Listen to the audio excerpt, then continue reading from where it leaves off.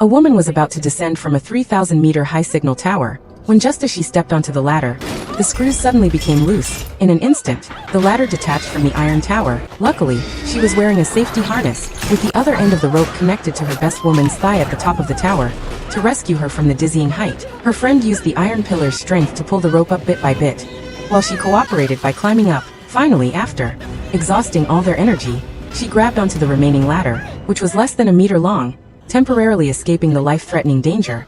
But now they faced an even bigger problem. With the ladder gone, how were they supposed to get down? Due to the high altitude, their cell phones couldn't receive any signal. However, her friend had a bold idea.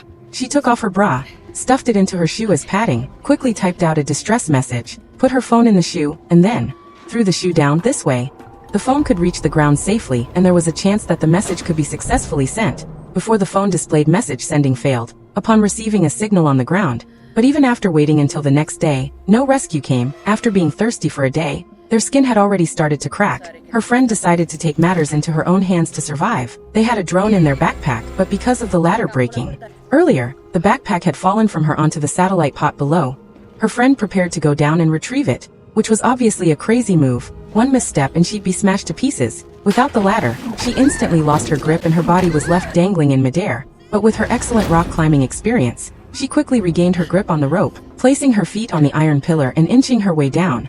This distance of less than 10 meters took her an hour to complete. However, the rope was a bit too short, and no matter how much she stretched, she couldn't reach the backpack. Staring at the backpack that was so close yet so far, she decided to take a gamble. She unhooked the carabiner from her waist and gripped the end of the rope with one hand, allowing her body to descend a little further. But even then, there was still a small gap between her and the backpack. Suspended in mid-air, she had no way back. With a forceful kick against the pillar, she swung her body through the air. Then, seizing the right moment, she leaped, successfully landing on the satellite pot. So how was she supposed to return?